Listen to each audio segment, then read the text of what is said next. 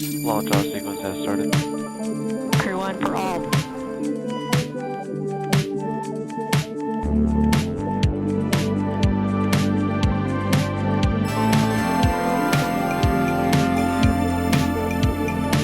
Welcome to Moon Snacks, your podcast that brings together leaders, movies, and snacks. Joining me is my co-pilot, Ed Hoffman. Jessica, great to see you. Do you know what I should just say? I should just say, I'm Jessica Fox. I'm a friend of Ed. A foe. I'm a friend of Fox. Friend of Fox. Fox. I'm a fof. We're being produced by the amazing Ben Please. Absolutely. You know, Ben is amazing, and I consider myself a friend of Please, or a fop. Thank you to Highlands and Islands Enterprise and Light Dark Light for making this episode possible. Looking forward to seeing where we're going to go right now. We're here to send one of our favorite people, Willeke, who's CEO of the Resource Alliance, to the moon. Who is a descendant of Rembrandt. I will hold to that until proven wrong. Moon Snacks, food for the mind. Any chance you're related to Rembrandt? Yeah, I share his surname. I was born in the same village, the same city in Leiden. Wow, Leiden. Yeah. Nobody can make the final connect. Well, it's like 500 years in the past, but okay. Willeke, can you describe a little bit about who you are and what you do? My name is Willeke van Rijn, Dutch. I live in London at the moment.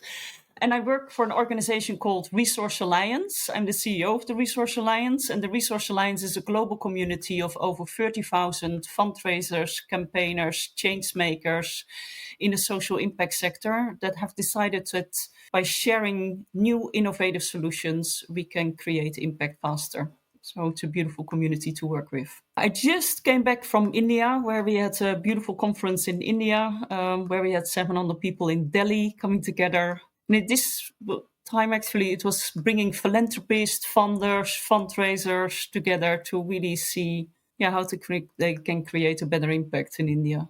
And you always say if people can't sit down at the table and talk to each other, then nothing gets done. It's really about if people will sit down and work together. Conversation is the key. Now, that's humans. Our friend Larry used to say, dogs build trust by smelling each other. Humans fortunately don't do that, but we build trust by talking together, eating and drinking together. But I got to tell you, I'm just so excited. I am probably going to put on my LinkedIn something like In the Footsteps of Van Rijn. I feel like Willeke is the perfect person to send to the moon because she's able to inspire and rally people. And actually, Willeke, when we first started the show, we were like, we're going to send individuals to the moon. They have 3 movies to take with them. We didn't actually start appreciating we're creating a colony of people on the moon that are our favorite people, basically. So although we're sad to send you away, you might be desperately needed. Well, there's something romantic about the moon. It offers perspective back on Earth. It's kind of a fresh start. There's something welcoming about the moon. So, Willeke, can you kick it off? What is the first movie that you will bring with you? Well, because we are talking so much about the moon already and looking back at the planet, I really thought when I would be kind of stuck on the moon, I really would love to know all that is happening on planet Earth. So my first one is definitely the documentary series about planet Earth. For me, it's showing the incredible presence of so many different things alive under the water, growing from the soil. It's fascinating. And I think sometimes we forget, in our day-to-day life, what an amazing place planet Earth actually is. I once met a cameraman from planet Earth in Goa, and we all decided to kind of broadcast it on a very big wall while everyone was sitting on the beach, looking at this kind of wall where it was projected upon. And while being already in a beautiful surrounding, actually seeing the beauty of other parts of the world. 100 years ago, there were 1.5 billion people on Earth. Now, over 6 billion crowd our fragile planet. But even so, there are still places barely touched by humanity.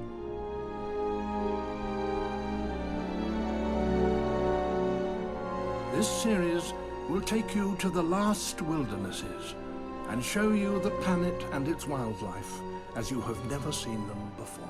Willeke, you have this insatiable thirst for life, for cultures, for seeing things, for communicating, for gathering people together. I'm trying to rewind the clock back. Were you like that when you were little? I think I always really had it. I grew up about 100 meters away from the sea. So my childhood was playing on the beach, and looking out over those waves and to a horizon that is just so far away. So it really makes you curious about what is out there.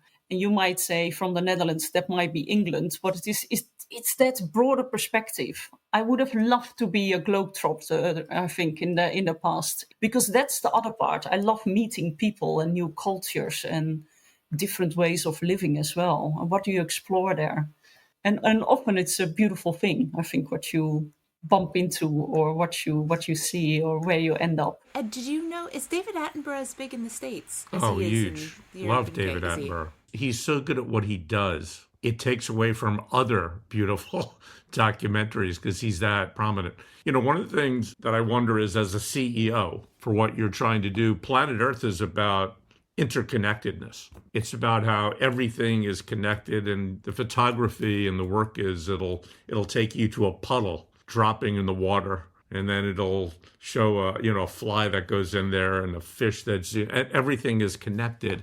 Is that how you see yourself also as a CEO, as a leader? Do you leverage those skills and expect those from the team that you have, that we're all connected to a larger system? When you really start thinking about how are we connected and why are we really here, it really always starts for me with purpose. If that purpose is not there, then you can maybe end up swimming, but you don't know swimming towards or maybe against the stream.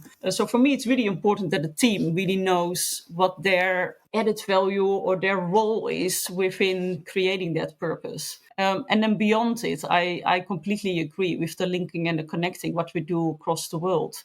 And there it's fascinating, even while things might be different in one area versus another area, that connectedness is still there. It might still end up as being a building block that somebody has created in Brazil that actually somebody in India can use as well, even while it has to be adapted towards local culture or the local organization or the local structures and policies that are in place. But the world is, in that perspective, really beautiful. So it is celebrating diversity, and it is celebrating connectedness. And I think these two often are seen as opposites, while I strongly believe they're very much aligned. And a celebration of challenges, I think, too, right? Leading a team or getting them to go in a direction is really difficult because each of us are unique. But I totally agree with the notion of, if you can see that mission, if you can see that purpose that matters to us, then that defines, okay, here's the opportunity and the problem. And we start, going towards that. The unique skills that we bring in is how we work it really smart and effectively together. And that comes through, I think, so much in Planet Earth. It's beautifully done so that it doesn't depress you in terms of problems, but it communicates we have challenges here if we want to maintain this. For me, one other thing about Planet Earth is you were mentioning about David Attenborough. He's really known. I think he's a great storyteller. The narrative that he's mentioning continuously is so important. I think he was slightly challenged at a certain moment to raise his voice more about climate change. And when he started doing that, he got such a big understanding from it. So in a way, I think he's a role model about, sticking to your topic. This is my purpose. This is my area of work. Here is my expertise. But I'm really, he's so driven. He never stops really talking about it and the beauty of what he has to share. And it is often not, he's not so talking about a doom scenario alone. He's always showcasing the beauty of it. And that's something I really want to maybe learn even more. How can you become that strong voice that showcases the beauty of what the planet has to offer? I love that. I'm picturing you on kind of the desolate moon, with like a big screen watching these incredibly luscious and gorgeous, thriving images from Earth. And so I love that contrast. You surround yourself with life-affirming things. I think that's wonderful. And also, one thing that I took away from Planet Earth is not only our interconnectedness, but our circumstance is so dependent on the climate. As Ed said, he does it in a very almost positive way, so it doesn't feel overwhelming. But in your line of work, for people who may not be familiar with the work that you do, are there certain factors that you feel really determine, in terms of climate, in terms of collaboration, in terms of policy, whatever they are, that determine the success or how things are thriving? Yeah, well, we work with the social impact sector. So they are non-profit organizations, but we actually say it's more than non-profit organizations alone. It's social enterprises who really set purpose, impact before profit. And sometimes there are even individuals who have created movements. You know, think about the recent movements. A Me Too movement was created by an individual. Black Lives Matter came out of individuals and less out of the organized and structured non-profit organizations. And within that broad range of entities, people, we really want to exchange best practices. And that means that people need to open up. So a crucial element for us is, do you trust each other? Do you see each other as a supporting element over competition? Also, when you're looking at, you know, getting attention for certain topics, are you addressed in the media or somebody else? You know, are you getting the funding from a philanthropist or somebody else? And there, you know, that's trust building and saying, if we actually operate together, we can achieve much more. And I will not see you as a competitor is really crucial. And that, for me, is the driving element for success. Does that resonate with you, Ed, about the work you did at NASA? At the start of this conversation, Jessica, you used a word that I was exactly thinking about, which was one of the books that Buzz Aldrin did was called Magnificent Desolation. And it's being on the moon, and you could look at it one way as, oh man, there's nothing here, it's desolate. And would describe it as this magnificence, beauty. And so you can play that from the standpoint of what you're doing as a leader going towards a destination. How do we do this? But you can also do it as an appreciation for all different parts of Earth, right? Desert and ocean and mountains and all of that. So there's a beauty to what's taking place. In terms of the connection, I guess one of the questions I have for you is, how do you go about being the best leader that you can be? So if I talk to members of your team, if I spoke to members of the team, what would they say are the things that make you someone that people want to be led by? They would say that they love my drive and energy towards purpose. They love the freedom that they get. I challenge them to kind of grow and to get over a hurdle and to almost achieve or do more than they think they're capable of. Sometimes I think they could say I'm impatient, you know, so there's also another side to it. We sound very similar. I heard these things. One of the critiques when I was doing with the NASA team, you may have been part of that. I was getting feedback, most of it about very people-oriented, very driven towards a goal, very passionate.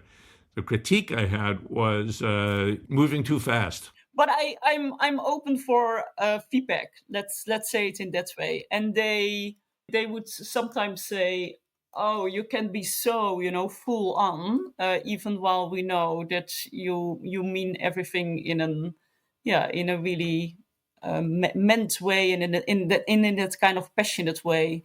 And I think it's linked, and that's you and I might have in common as well, Ed. It's really about believing that this big dream is possible.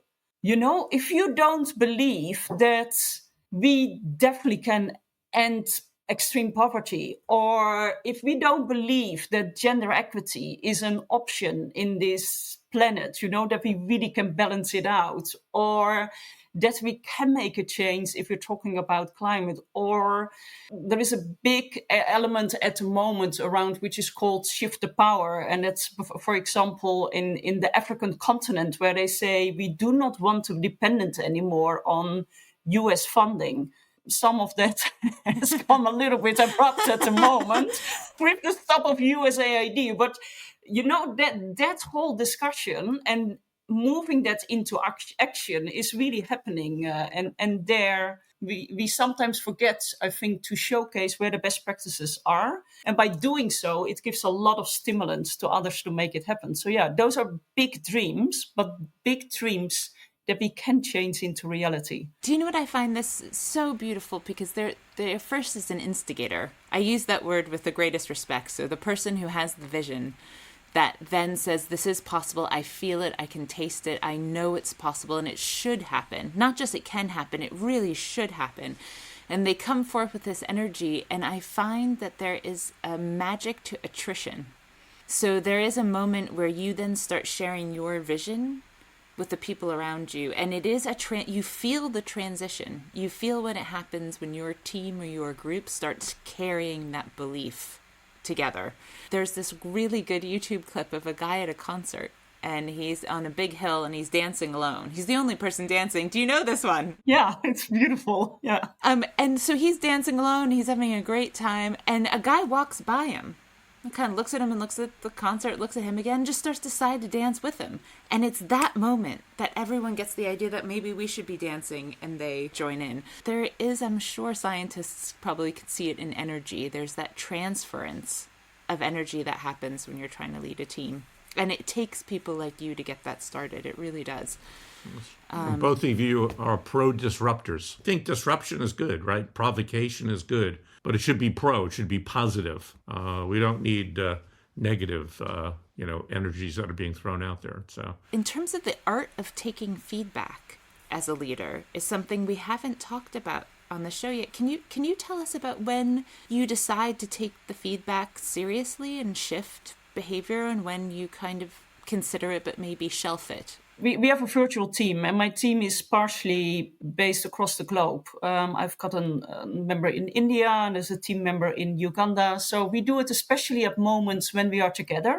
And we use a lot of personality tests. It could be a Myers-Briggs. It could be what kind of color comes out. It could be sometimes a culture map as well. And that is by doing those exercises and starting a conversation about how are you, how are we, and how do we communicate with each other. You start from a different level than, oh, we are fine and everything is okay. It's giving some topics to start talking about. And these are really moments that are fun. They're often really fun, actually, to discuss them. I'm very aware I have quite a couple of perfectionists on my team, and I'm far from a perfectionist. I'm an initiator, but not necessarily a finisher. So in my team, that's perfect. But it also means that, we do things different. I've got introverts and I'm an extreme extrovert. I love discussing things with my team or with somebody, while others like to read things slowly first. And I think that understanding is really crucial, therefore, to give feedback and to receive feedback. There is an assessment that you had to get done through NASA at some point, like a personality assessment, but also at the end of the year, a feedback assessment. And I got a call, and they said, look, we really can't make heads or tails out of some of the feedback we're getting about you. So we're just going to read you the feedback. We can't, they couldn't really ascribe it to anything. And one of them was, Jessica's too tall. When she talks to me, I feel like she's looking down on me. That was one of them. And then the other one is, every time Jessica talks to me, it reminds me of my mother yelling at me. Wow, you provoke a lot of intensity there. Well, I was like, I don't understand. I was so self-conscious, and I didn't understand where this was coming from. And then only a month later did I figure it out. And they had called people personal contacts of mine, apparently, to also send in feedback about... Anyway, my friend Aaron had gotten a call from NASA, and he thought it was a crank call. He didn't believe it. And so he decided to give the most wild feedback that he could. Isn't that funny? Yeah, imagine. And it broke their system. Willeke, can we have your second film? Planet Earth's wonderful, and I know we'll keep you good company. Yeah, but it's the same with my second one, because the second one is really focused on people. Baraka. I love that documentary. I love the film. And it's really about... these amazing people that live on planet Earth. And I think we have hardly explored a part of it. Different settings, different societies, different ways of living.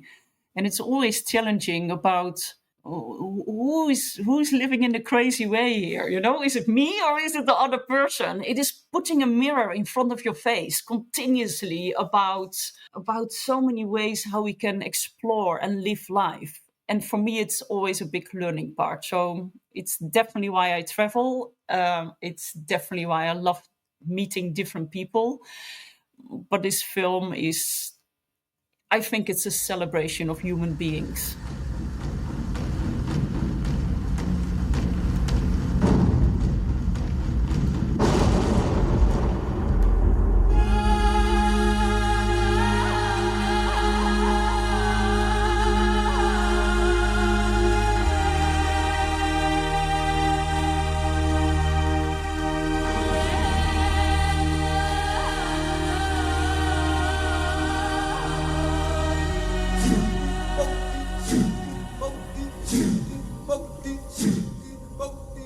Because this is a film you have to see on the big screen. I feel like it doesn't work on a phone. That's really true. It was a long time ago, but very recently there has been a second edition coming out, which is called Samsara.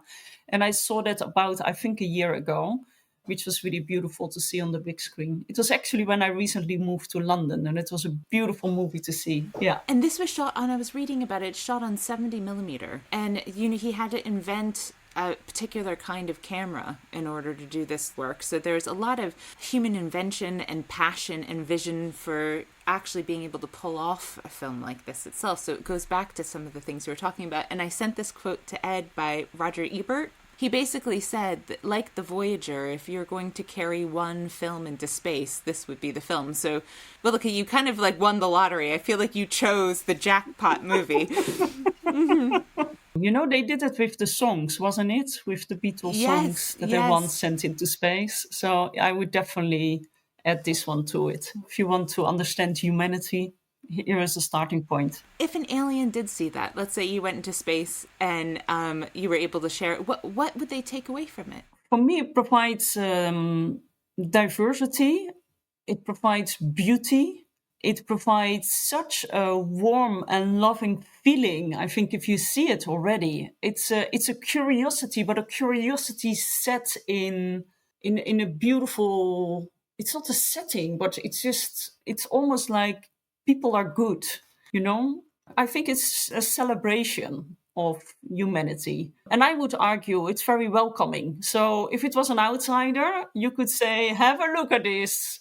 It's all okay, you know, we can be friends. Yeah, you can be part of all these different groups there."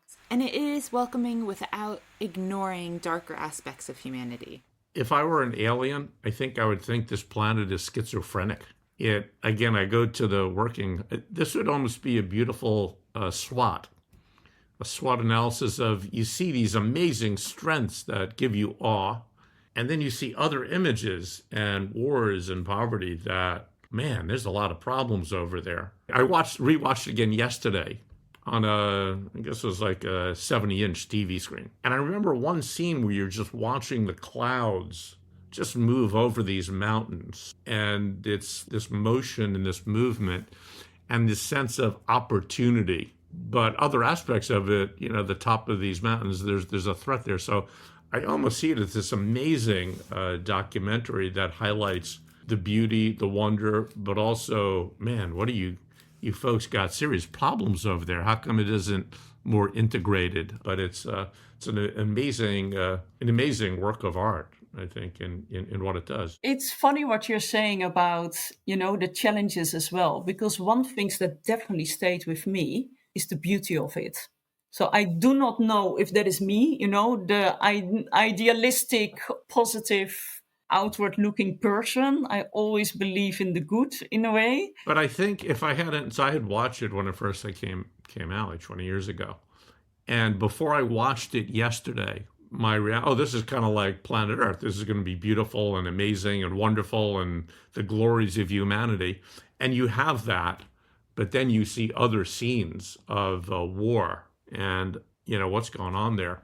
And so it's a lot of different things that are taking place there that are embedded, you know, in terms of a lot of your work is about, I think you used earlier, transformation. And how do you do transformation from the standpoint of there are wonderful things and wonderful people and there's wonderful outcomes, but then there's also aspects that aren't going where we need to go. And also don't shy away from addressing the problem. The problem is a reality, and there are quite some problems that we have to address.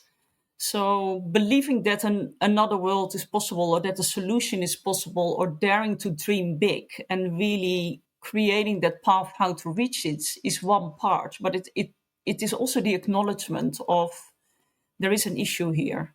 And there is an issue, and it's also 2025, and should that issue still exist? But there are always problems in any kind of a system. You always want to get better. And I always look at the challenges are almost a gift in terms of for society, a gift from God, a gift from wherever, that without challenges, you get complacent. We have everything we want, and there's no reason to do anything. When I was young, the John Lennon song Imagine came out. And for whatever in my warped mind, I kept coming back to where if this were the case, there would be just nothing happening, because there's a nilness in some ways.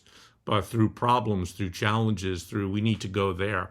One of the beauties of sending you to the moon is the challenges of getting you there safety and surviving and making sure the movies are in pristine. So challenges, I think, are beautiful for humanity. We live for art, for science, and for hard things. I completely agree with that. And it also puts things in perspective afterwards.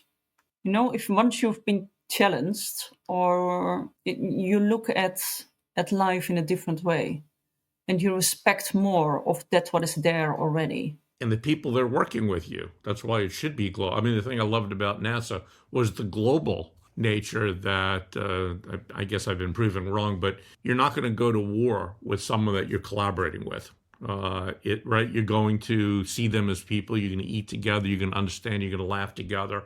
And in that journey, you learn to work. My background was learning and development. I always used to argue the best way to do it is get people together to work on something or to dance around something. Once people learn together, then they work together beautifully. We have a beautiful cohort of African grassroots organizations, 20 organizations from 14 African countries.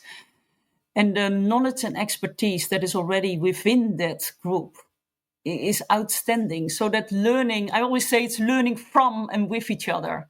They expect us to get a lot of expertise, knowledge from outside of the cohort, but then actually realize there's a lot already by simply bringing 20 organizations, 20 people together. Can you give us an insight about what led you to the Resource Alliance? How did you get onto this path? Funny enough, I started working at an IT company in a marketing area, but I have to say, within an IT company, it's such a creative surrounding. You know, that what is not there can be created. And I always loved it. Yeah, I started working while actually I really wanted to travel the world. I grew up in a small place in the Netherlands, and it felt like the rest of the Netherlands wasn't far enough for me. I was really curious about the world. And I had a very strong attraction to Latin America, which was quite unusual. A lot of people wanted to go to Asia, to Africa, but I wanted to go to Latin America. So after 4 years working for that IT organization, which was a beautiful group of people, and I absolutely loved working there, I needed to fulfill, I think, my personal dream. And I traveled for over a year, met fantastic people, and came back to the Netherlands and thought, you know what, I've got the answer. I need to work for an international IT company, and that will sort me out right now. And that wasn't really the answer. So I really moved from what I would call profit optimization to impact optimization, and that became a very clear choice. So I resigned. I worked for Oxfam, and Oxfam brought me in kind of startup situations in India, where I supported the startup of Oxfam India. I worked and lived a couple of years in Mexico. And while I thought that by living abroad or working abroad, that would provide me all the answers from the world, I actually ended up with even more on the questions. But I think that is the beauty of what traveling does. And also having the opportunity of living and working in different places really does. After Oxfam, I spent 2 years in a very rural, one of the poorest districts in Nepal. It's called Jumla. And there I didn't want to be associated with any organization, really understanding how do people live? Where do you start? And really become a listening ear and an observer instead of coming in with a mission from a non-profit organization to say, oh, we are going to achieve something here or there. I'm a big fan of humble leaders. I totally agree. I think that's humility comes from recognizing that the team brings the capability and what we know and what we don't know. And I was also thinking one of the places I always thought was so many paradoxes, India. So I spent a good amount of time in the South. I saw some of the most amazing things I've ever seen in the world, and I saw other things around people that were heartbreaking. And having to deal with the dichotomy was one of the biggest challenges I sometimes found, more than I think any place else that I've been.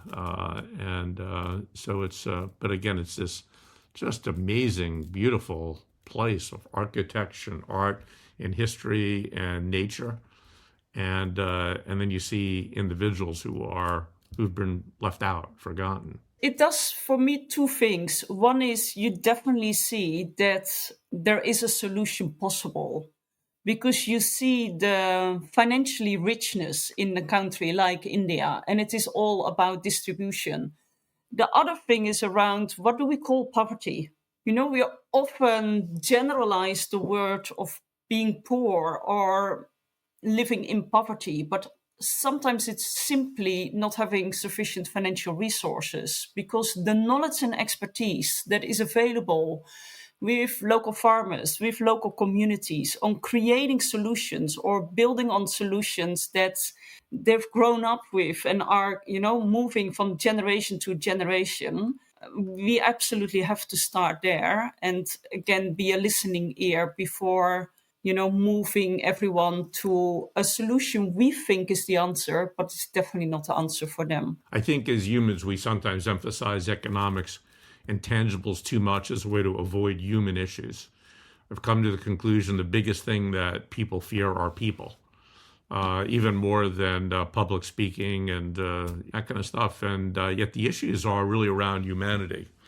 And the thing that hurts me most is where you see individuals or groups that are just totally left. I mean, they're not seen. Who tells the stories? Who gets in the movies? Who gets to stand up? And all over is such an important issue. And so, yeah, there's an economic thing.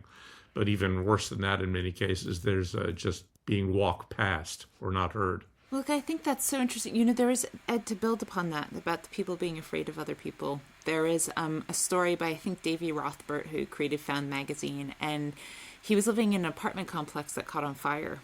And he said that everybody basically in the middle of the night had to leave the apartment complex, and they were standing there in their pajamas, carrying what they could. And they stood next to each other in dead silence. No one talked to each other, no turned to each other and said, hi, neighbor, finally nice to meet you, are you doing okay? No one did. And he was so upset by it, he didn't know who to talk to, so he thought, who would know the answer to why that happened? And he called Mr. Rogers. Do you know Mr. Rogers, Willeke? He was a children's television show host that was like the kindest man on the planet. So he called Mr. Rogers, and he was like, Mr. Rogers, this is what happened, why? And Mr. Rogers thought about it and said, I think we're afraid when we open ourselves up to someone, we're not going to find another human on the other end. And I was like, for Mr. Rogers to say that really kind of blew my mind. But that fear of the lack of humanity in other people, I think, keeps us from really empathizing or doing a lot. And the recognition of other people's humanity kind of accelerates amazing things and change. It's the biggest challenge, connectivity. our fear of... In terms of relationships, was there a highlight sometime, that a collaboration or a sharing of knowledge or a moment in a conference that stands out to you? We talk in our conferences a lot around leaders and leadership, and often that is seen as you only can become a leader when you're a certain age. And what we try to do is actually kind of break that stigma and end the conference always with what I call incredible heroes who have done amazing things in their lives and still doing that. And there was a beautiful woman at our global conference in October last year. Her name is Archana, and she's from the Dalit, the lower caste background. And she said, my dream one day is that I can walk on flip-flops to school instead of with my bare feet. her mother really supported her going to school. And at a certain moment, she realized that a lot of girls would drop out at a certain age because there were toilets, but the toilets were not working. And it means young girls come at a menstruation age, and that is the big dropout rate in the country in India we are talking about. She decided that this was ridiculous, and she started her personal campaign in front of the ministry's house and demanded that he would really pay attention towards it. And of course, this took time, but she got, a gathering, and she didn't want to stop. And the minister completely turned around and provided working toilets for over 50,000 schools in her district. And by doing so, she's actually saying now, if I can achieve that, let's make it happen and let's go to the next challenge. But she's also saying, if I personally can achieve that, there are so many other young women who can achieve that. So let's train them to become leaders. We all know these local heroes, or these local heroes, meaning in my case, we work very global, but this is a hero in a big country like India, in her local area, and is really creating a change there. And it is showing, yes, it is possible. Amongst these, an incredible documentary, absolute beautiful visual collage documentary without like a non-narrative structure. What is the third film? Yeah, now we go completely the other end. I thought I need some entertainment as well when I'm on the moon, and I think, you know what, just give me a nice James Bond movie. It is absolutely my guilty pleasure. I cannot explain it. I do not know why, but it is really my guilty pleasure. I don't know if it's the Britishness in it or the English part in it, although he's Scottish, which I really like. I don't know what it is. I will have a difficulty explaining that, also related to my work. But I think everyone needs a guilty pleasure, and this is definitely mine, and I decided to just mention it. So yeah. And I went for Skyfall because Skyfall is a big part of Skyfall is set in Scotland, and Scotland absolutely stole my heart when I lived there. And it has these, I think it is showcasing probably one of the most beautiful glens. It's Glen Etive. It's on the way when you go up to Glencoe, which is already stunning. And then you have this tiny side road, which is Glen Etive. And it's just a beautiful part of Scotland. And it doesn't matter, whenever you go there, every time it touches you when you hit that point there at Etive Moor. No one has yet claimed responsibility for what sources are calling a possible cyber terrorist assault on the British Secret Service. Early reports from the scene indicate at least 6 dead, many more injured, with victims being evacuated to local hospitals within minutes of the explosion.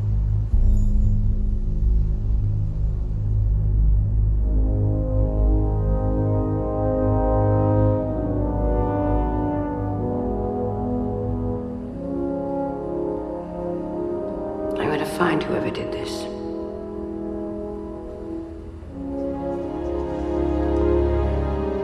You made a completely 180 turn. You took us from the beauty and spectacular nature of Earth to betrayal. That is one of my 2 favorite Bond movies. In many ways, it's such a not Bond movie, because you get into, first of all, you get the aging thing, which I appreciate. I mean, I was there when they started Bond 1. Right, and now it's in its 20s. You see the aging of Bond and of M, his longtime, partner, and all the acting of Judi Dench and Javier Bardem is just amazing. Daniel Craig, but you have this trio of people who are angry, and they're older, and they're kind of getting tired, and they're being questioned by other things, and so you get this sense of the world of betrayal, as well as the need to take care of what matters ultimately, but also that lingering sense of, we're getting older, and how does that change perceptions of that? What a brilliant, brilliant movie. Great choice. I would not have anticipated that from the first step. Well, it fits with me. I'm a little bit of the extremes at times. Oh, you're a disruptor. So, yeah. You're a disruptor. Yeah, that's true. I love Skyfall too, but I could argue for the flavor of escapism, you have an adventurer, someone who loves to have adventures, whose work is their passion, who has a sense of personal principles that although they work within an organization, they're a little bit of an outlier within that organization. So there's I think a lot of kindred elements that are super appealing on top of just being like a really good popcorn movie. If you're going to get a movie, you got everything in there. You got good action, great actors, great scenery, great soundtrack.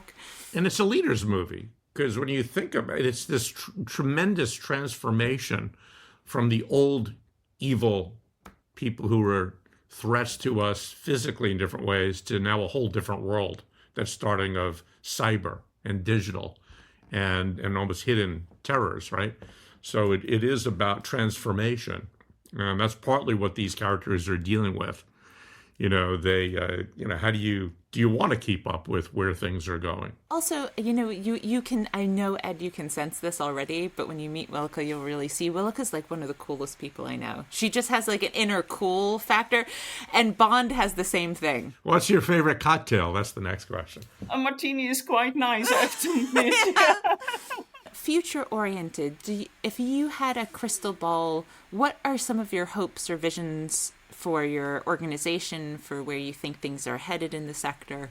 We were mentioning earlier about being schizophrenic. I sometimes think I'm a bit schizophrenic because I believe in two elements. And that is, in one hand, I really believe that as human beings, we can link and connect and create a force for good, and good meaning we can make change happen. And at the same time, that's the other side, I also very strongly believe in the small is beautiful. So everything starts within your own surrounding. And I always feel like Scottish communities are, a beautiful example of that. And there I'm always a bit yo-yoing. Is it the one or is it the other? And very likely it's both. And my work is often linked to identifying those smaller, beautiful ideas and try to share or connect them with other parts of the world, while at the same time seeing that around certain topics, maybe we can build bigger movements to create that force. When we had our last conference, there were 800 people in the room, of which they represented 450 organizations. Those 450 organizations reached out via their programmatic work, via campaigning activities, people raising their voice or signing a petition, people giving a donation. They're reaching out over 1 billion people. If you know that, and people are in the room saying, oh, we don't know what is happening, we can't make change, nothing is happening. It's like, well, think again.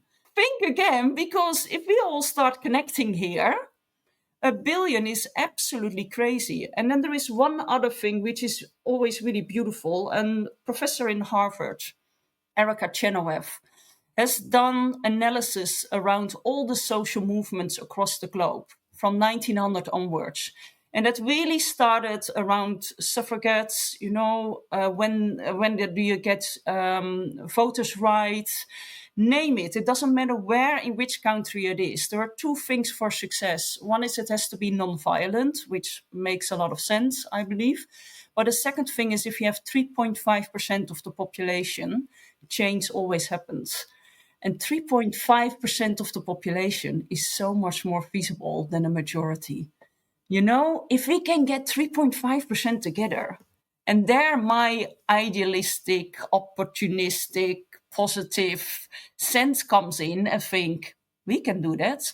So if we are talking about what is next, what is my role there? Yeah, what is my role in that part and how can I play a role in that? And that is what I'm discovering at the moment. Yeah. What you're also talking about is, we look at, I use the term schizophrenia, but you can also look at it from the standpoint of the Eastern kind of perception of the yin and the yang, right? Which is, and really mature societies really have a sense that there are different things that are always in place, and being aware of that is part of the, the part of the success of leaders is the world is always going to be paradoxical. And so it's how do we balance the kind of decisions we're making and the connections we have. Do you know, there is a Talmudic saying that I really love that a man should walk around with 2 pieces of paper, one in either pocket. The first reads, "You are the center of the universe." And the second one reads, "You are but a speck of dust, for both are true." You're quite right. What should a woman walk around with? Yeah, well, exactly. Yeah. Oh, by the way, a woman's born more spiritually advanced, and that's why she doesn't need education, apparently. That's the justification of not allowing women to study. Maybe true, though, from what I see. And I mean, they have those studies of the countries that were led by women in terms of COVID came out much more effective. So, look, I'm not going to argue. I always thought it was an insidious argument, though, that you compliment someone but keep them from an education. It's a strange tactic. It is going to be time soon to send you to the moon.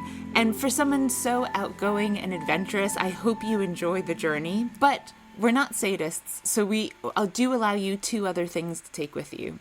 You get a snack, and an endless amount of that one snack, your favorite movie snack, and a book.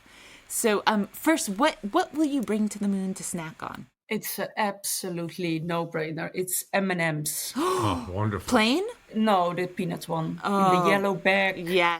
And I secretly imagine, the whole moon covered. There should be a part of it where you can lie in it. We'll fill a crater. Movie. We'll fill a crater with exactly. M&M's. Yeah, a crater with M&M's. That would be fantastic. That sounds delicious. I'll join you. That sounds like a great way to watch. Getting hungry already. Do you believe the different colors have flavors, or do they just all taste the same to you? No, I love the different colors. I do not make any choice. I have to eat the blue ones first. It's really a mix. And I eat so many of them, I always eat myself sick. I do not buy the tiny, no. I go for a family pack. This is the only time when I'm a finisher. I really have to finish the pack. Well, they're yours, and I'm glad there's a little bit of protein in there too. So that will do you really well. And look, what book? This actually comes back to the conversation you just started. Is when West meets East, and when East meets West.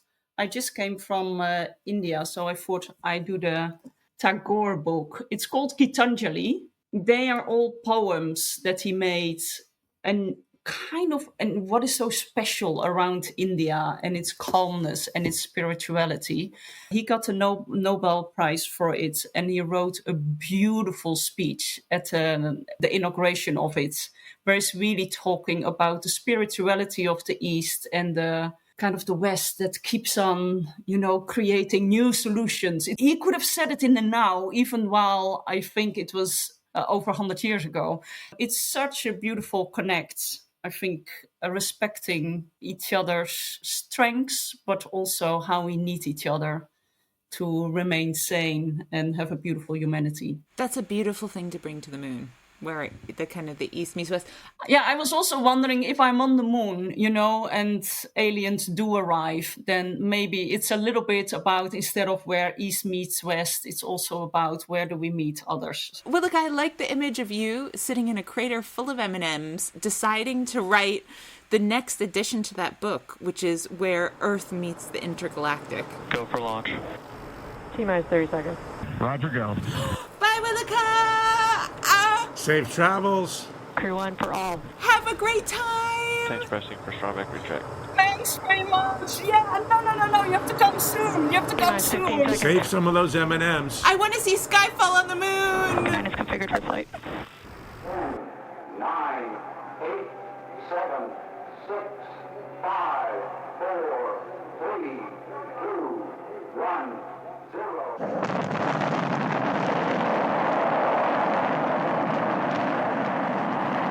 Stage 1 propulsion is nominal. Power and telemetry nominal. Vehicle supersonic. Moon Snacks is sponsored by Highlands and Islands Enterprise and Light Dark Light, with host Jessica Fox and Ed Hoffman and special guest Willeke van Rijn. It was produced, edited, and with original music by me, Ben Pleased. Highlands and Islands Enterprise is the economic and community development agency for the north and west of Scotland. If you're interested in seeing how we can help you, contact us at hie.co.uk.